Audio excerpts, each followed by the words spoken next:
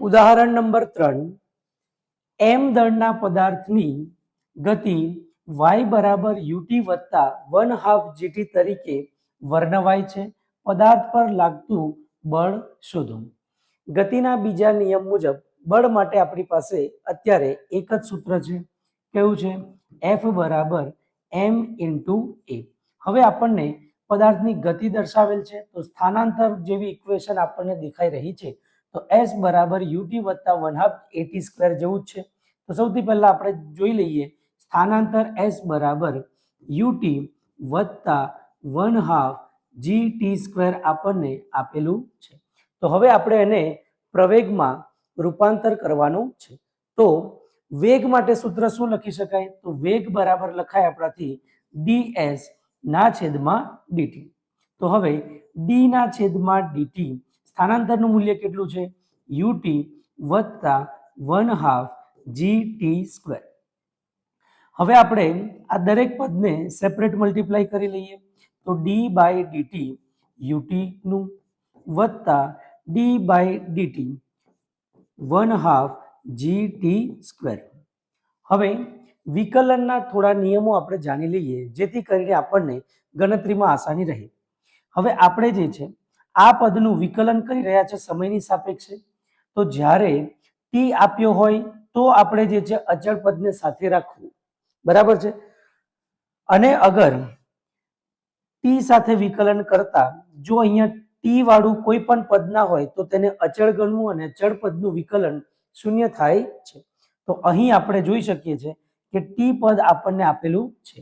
તો v બરાબર શું થઈ જશે? ut નું u થઈ જાય વત્તા હવે જે છે t સ્ક્વેર. અચ્છા, t સ્ક્વેર હોય તો શું કરવાનું? 2 જે છે આગળ જાય અને 2 માંથી 1 ઓછો થાય.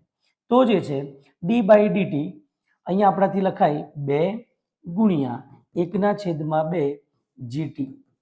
હવે આ 2 અને 2 કેન્સલ થઈ જશે તો v નું મૂલ્ય કેટલું આવી ગયું? u વત્તા gt. બરાબર છે. શું આપણે વેગની જરૂર છે? ના, આપણે જરૂર છે પ્રવેગની. તો પ્રવેગ માટે ફરી આપણે શું કરીશું કે પ્રવેગ a બરાબર શું લખાય આપણાથી? dv ના છેદમાં dt. તો d ના છેદમાં dt v નું મૂલ્ય કેટલું છે? u વત્તા gt. ફરીથી સેપરેટ મલ્ટીપ્લાય કરી લઈએ. d બાય dt u સાથે વત્તા d બાય dt gt સાથે. હવે આપણને અહીંયા દેખાય છે આ પદનું t સાથે આપણે શું કરવાનું છે? વિકલન. પણ t વાળું કોઈ પદ સાથે નથી તો આ પદને અચળ ગણી લેવું. તો પ્રવેગ a બરાબર સૌથી પહેલા u નું વિકલન શું થશે? 0 વત્તા d બાય dt gt. અચ્છા, તો t આગળ અચળ પદ હોય અને t સાથે વિકલન થતું હોય તો અહીંયા માત્ર શું લખાય? g. તો પ્રવેગનું મૂલ્ય આપણને કેટલું મળે છે? g. તો હવે લાગતું બળ શોધવાનું છે. તો સૂત્ર શું આવે? F બરાબર ma. એનું મૂલ્ય શું છે? g.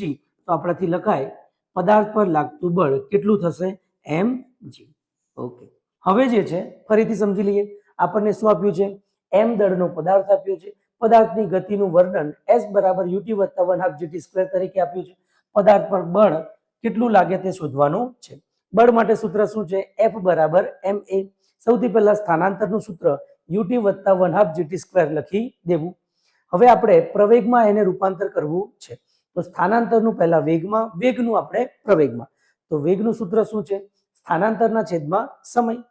તો ds ના છેદમાં dt. s નું મૂલ્ય કેટલું છે? ut વત્તા 1/2 gt સ્ક્વેર. પછી શું કરવાનું? બંને પદને આ અને આ બંને પદને સેપરેટ મલ્ટીપ્લાય કરી લેવાનું. d બાય dt ut વત્તા d by dt 1/2 gt square.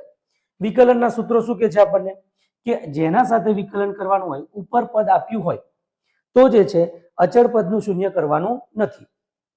બરાબર છે. અને સ્ક્વેર વાળું પદ આપ્યું હોય, વર્ગ વાળું પદ આપ્યું હોય તો 2 આગળ જશે અને 2 માંથી 1 ઓછું કરી દેવાનું. અહીંયા 3 હોત તો 3 આગળ જતા અને 3 માંથી 1 ઓછા થતા 2 આવી જતું. તો અહીંયા 2 આપ્યું છે તો 2 આગળ જશે અને 2 માંથી 1 ઓછું થશે એટલે 1 લખો કે ના લખો ચાલે.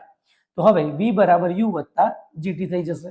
અચ્છા, 2 કેન્સલ કરી દેવામાં આવ્યા તો v બરાબર u વત્તા gt થઈ ગયા. શું આપણે વેગની જરૂર છે? બિલકુલ નહીં.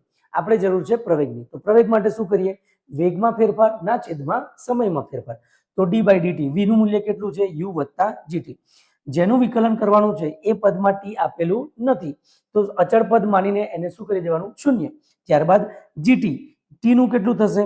તો આગળનું પદ અચળ પદ જે છે એને લખી દેવાનું જી. તો પ્રવેગનું મૂલ્ય કેટલું મળે છે આપણને? જી. બળનું સૂત્ર શું છે? F બરાબર ma. એનું મૂલ્ય કેટલું આવે છે? જી. આપણાથી લખાય કે F બરાબર m ઇન્ટુ જી. ઓકે.